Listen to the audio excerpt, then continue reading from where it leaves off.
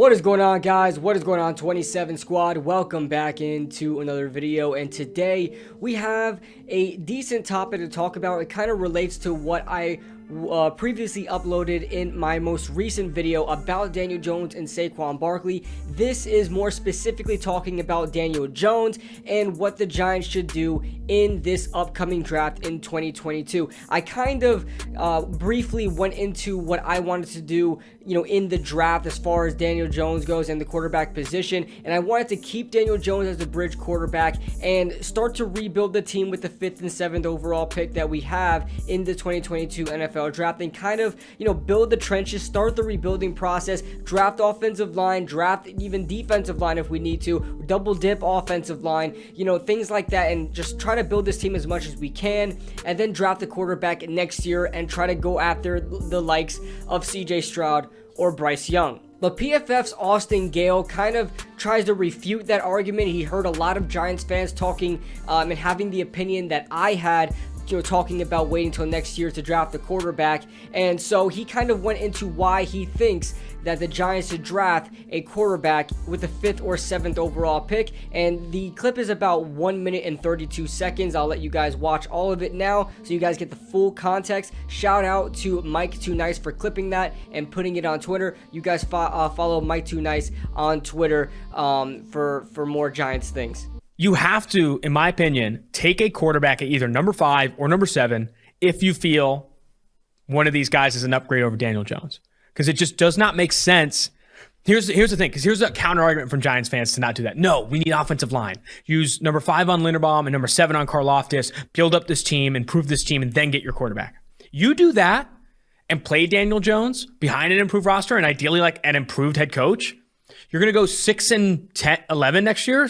7-10, and at that point you're out on the quarterback class, and then you got to make a decision on Daniel Jones, who's in the final year of his contract, right? Like everyone talks about, like, no, all these Giants fans, when I mentioned that, were saying can't do that, build up this roster and take a quarterback next year. You're only guaranteed the draft slot you have now, right? And if you go into next year, you could play yourself into purgatory where you might not have an opportunity at a CJ Stroud or Bryce Young or one of these top 2023 signal callers. And at that point, you end up making a freaking trade for Sam Darnold or some dumb shit, right? Like you end up doing something dumb because you're not in a position to take one of these top signal callers. So improving slightly with number 5 and number 7 by grabbing, say, Evan Neal and George Karlaftis or whoever it is, I just don't think is the route Giants need to take. They don't need to improve slightly. They need to improve rapidly. And that starts with taking shots at the quarterback position. That starts with taking shots if they like a Ritter, a Corral, a Howell, a Willis, or any of these guys more than they like the prospects of Daniel Jones actually developing in his, 4th year into a starting caliber quarterback. The thing is, you are a new GM, kind of have a leash where it's like, oh, we can stay with Daniel Jones, and then you get that quarterback next year too. Yeah, I'm saying if you get that quarterback next year, but like you got to hope that you're drafting inside the top 5 again. Well, I'm saying if you have that quarterback now, though, that's your leash is tied to that quarterback. Yeah. If you draft him 5th overall, I get what you're saying. You're tied to him, kind of like Gettleman was with Daniel Jones. But if you get him 2nd year, which I think that was actually Daniel Jones was Gettleman's 2nd year, you get a little bit longer of him. So maybe they're in more of an opportunity then, and I think that's a good counter argument, right? So there are 4 main points that I really want to make when it comes to this argument that he has. And listen, this is nothing, no hate on Austin Gayle, no hate on PFF. The more I'm in this YouTube space, the more I need to realize that people just have a difference of opinion, and it's all, it's all love at the end of the day. We're all football fans. We all have different mindsets when it comes to the game of football. And, a lot of us just disagree on things. So that being said, let's start off with the first point. And he said, listen, if there's an upgrade to Daniel Jones in this upcoming draft with the 5th or 7th overall pick, take a quarterback. Take a quarterback if you feel like there's an upgrade from Daniel Jones with the 5th or 7th overall pick. And I think this is just a ridiculous argument, because at this point, let's all come to the agreement and just put our prides aside and say that Daniel Jones is not a fantastic quarterback in this league. He's going to be, to me, like a Teddy Bridgewater type guy, right? A guy that's going to be a sort of a journeyman quarterback, sort of be on the fringe of, hey man, in this spot, can he be a franchise quarterback? Maybe he signs with this team. Can he be a franchise quarterback here? That's exactly what Teddy Bridgewater is, and that's exactly what I think Daniel Jones' career is going to, ought to be when, it's all said and done. By the time he retires, I feel like he's going to be that type of quarterback that, goes around and kind of is like the ultimate bridge quarterback for NFL teams. So I guess you could say there's going to be a lot of upgrades to Daniel Jones in multiple upcoming drafts that we have.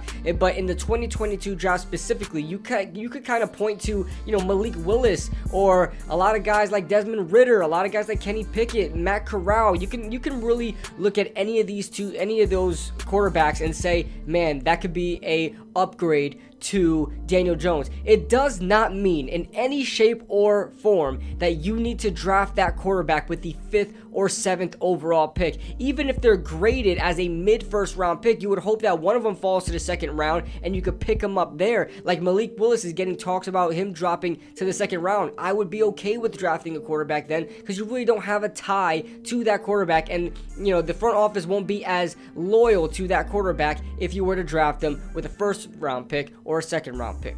That's like saying if Baker Mayfield was in this upcoming draft, that since he is technically better than Daniel Jones, I guess draft Baker Mayfield because he's technically slightly an upgrade to Daniel Jones, and draft him with the 5th or 7th overall pick and then go on from there. That just logically does not make any sense. You have to look at the quantity of an upgrade that quarterback is to Daniel Jones. If he's slightly an upgrade to Daniel Jones, or just a little bit better than Daniel Jones, why even take that chance and drafting the quarterback when this team is still in shambles, and we obviously couldn't get it done with one quarterback who we drafted in the top 10, who obviously probably shouldn't have been drafted there? Why are we going to draft another quarterback in the top 10 that hasn't been drafted, that doesn't need to be drafted there?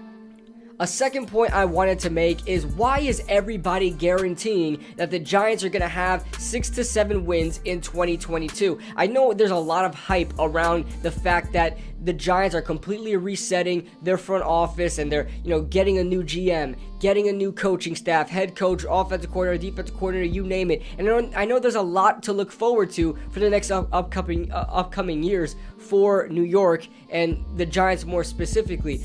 But that does not mean the Giants are guaranteed to get 6 or 7 wins with Daniel Jones at quarterback. You look at 2016, where the New York Giants were in the wild card position and they went 11-5. The following year, this team went 3-13. Okay, you never know what's going to happen to any given year. And you're right, he's absolutely right. You're only sure about the draft slot that you're in currently, right? You can never predict where your draft slot is, going into next year. So why is he now then predicting the draft slot for next year? You can't play it like that. I know it's never a good thing to be in a top 10 position in the draft, because that means you perform terribly. But let's look at the reality of the situation. The Giants are not going to be good next year, and if we are somehow good, we pull a Philadelphia Eagles, then so be it. But they got it done with a 2nd round quarterback who they drafted. Why do we need to go out in the 5th or 7th overall pick and draft a quarterback who nowhere near comes close to the value of a 5th or 7th overall pick?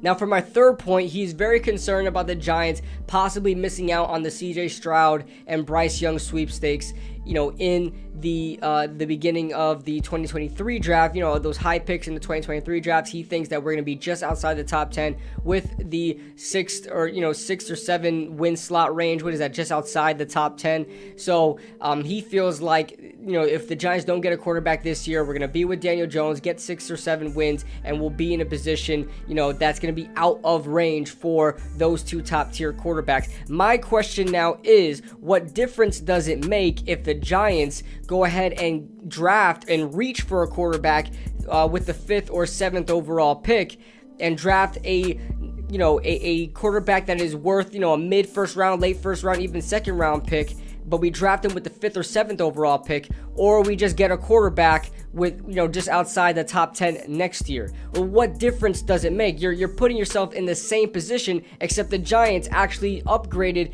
their pieces with those 2 first round picks in other areas, and then getting their quarterback probably going to be ranked around the same area that we draft a quarterback 5th or 7th overall in this year's draft. Because in this year's draft, honestly, I don't see quarterback being a very highly regarded position in the NFL in this draft. I think a quarterback's probably going to go outside the top 10, and, you know, whether that be Malik Willis or Matt Corral, Desmond Ridder, you know, the kind of rankings go all over the place for these quarterbacks. Nobody really knows where to put them until draft time actually happens.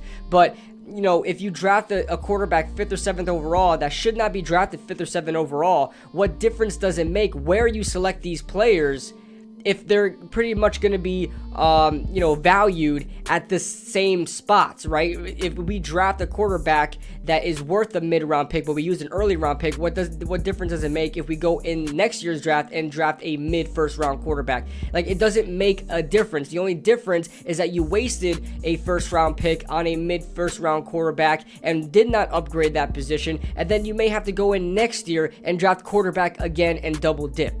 Now, for my fourth and last point, I completely agree with his assessment for the New York Giants. We are not, you know, slightly, you know, in need of change. We are dramatically in need of change, and we need to build rapidly. How on earth is your conclusion to keep drafting quarterbacks, to take shots at quarterbacks? That is not how you rapidly improve. That is how you quite frankly, improve extremely slow, at an extremely slow rate. You look at the Jaguars, you look at the Cleveland Browns, you look at a bunch of these organizations who are slipping my mind right now, but a bunch of these failed organizations that keep bringing in quarterbacks and trying to take shots on quarterbacks and it not working because they keep taking shots on quarterbacks, and yet some of them usually have a decent team around them. You look at, you know, the Cleveland Browns actually had a decent team around them for the past, you know, even 3 years before Baker Mayfield got there, and they were kept trying out quarterbacks, right?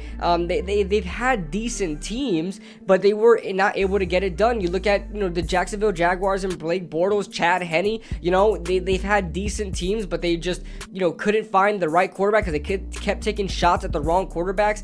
You know, you have to be extremely careful when drafting the quarterback position. I don't know how much times I need to mention it. You have to be extremely careful about drafting quarterbacks in the NFL draft because they are the biggest deceitful that's the most deceitful position in the NFL, is the quarterback position, because one guy could look like an absolute god in college and completely be terrible in the NFL and be a complete bust for that franchise. So that's all I'm really concerned about. If you want to build rapidly, if you want to improve rapidly, you build your team, you draft the right quarterback, and I mean, that's it. That's all you need to do.